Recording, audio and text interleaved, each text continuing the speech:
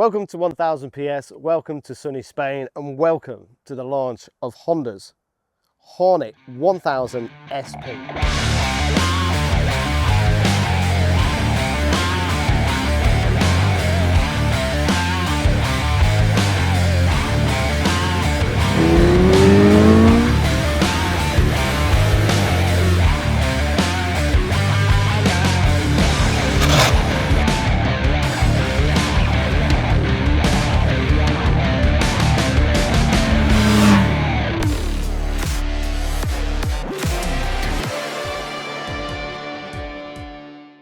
Now let me get straight to the point with this bike.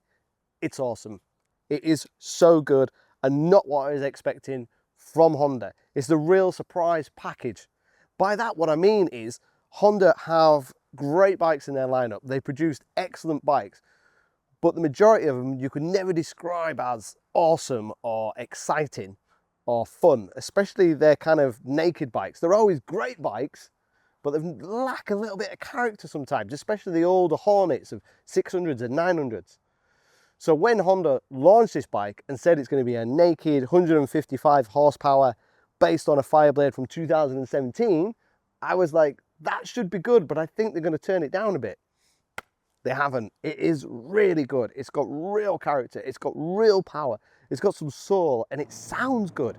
How they've got this through Euro 5 plus emissions, I'm a little unsure, because it just sounds so good on the throttle.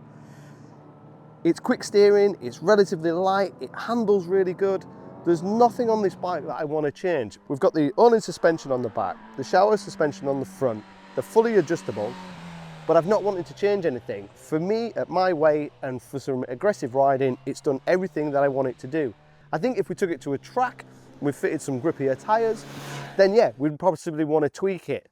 We possibly might start touching the pegs. But throughout all the riding I've done today, for all the aggressive, really hard riding that I've done, I've not wanted to change anything.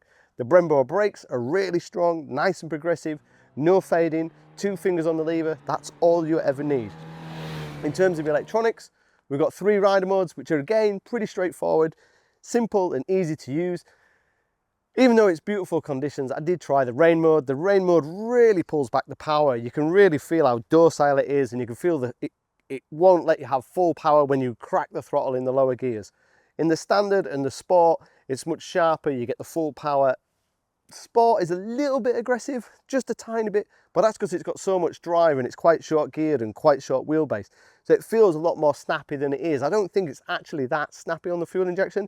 It's just got so much aggressive power low down when you really send it.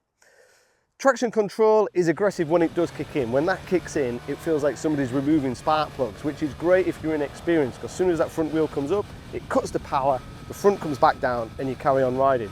The re-intervention of the power does take a long time. So if you feel the traction kick in when you go over a humpback crest, it takes a few seconds for that power to come back in line, which I think a lot of Honda and a lot of owners are going to like, because it feels so secure and feels like a massive safety net. If you're more experienced, you can turn the traction off and you can pull wheelies in almost any gear.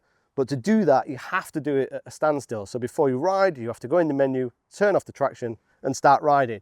If you switch the ignition off and switch it back on again, you've got to do the same thing again. It takes about 30 seconds to switch the traction off, but for me, it's a little bit annoying. I'd like to be able to do that on the run. But aside from that, it's really difficult to find fault with the new Honda SP. And the big thing is the price, because in the UK, it's going to be under £10,000. For under £10,000, you look at the competition and you're going, okay, who's making a 155 horsepower naked bike that looks this good and offers this much raw power, character and fun and enjoyment?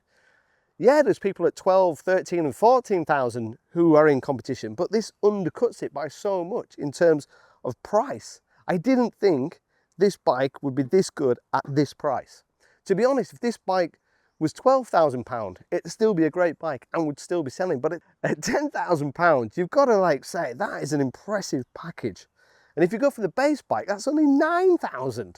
The base bike, you don't have the SP brakes, you don't have the all-in suspension, you don't have the quick shifter. But if you've got no intention of ever going on a racetrack and you only ride on the road, then you're fine with the base bike. And that's £9 grand for 150 horsepower. Okay, you miss 5 horsepower of the SP, but again, if you're not going to go on track, if you're not going to go to the top end of the rev range, then you don't need the SP. But thoroughly enjoyable bike. I didn't think it would hit in so many ways for a 10 grand bike. It's got character, it's got soul, it's enjoyable. I think it looks good, especially in this contrast, black and gold. Switch gear is easy to use, it's informative. The electronics are good, they feel really secure, they kick in early, which a lot of riders are going to love. The quick shifter works well, the fueling is good, the steering is light and agile, the Bridgestone 22s warm up really quickly, they offer loads of grip. The chassis would take grippier tyres if you took it on track, and it's 10 grand. Wow, the competition's going to be worried. It's a bike that I'm really struggling to find fault with. Normally with a Honda I go, oh, it's a little bit soft, or it's a little bit dull, or it could do with revving up a little bit and be a little bit more exciting. But this has been fun, it's been exciting, it's been enjoyable. It's a bike that I want to continue to ride. And again, 10 grand, wow. The competition's going to be worried.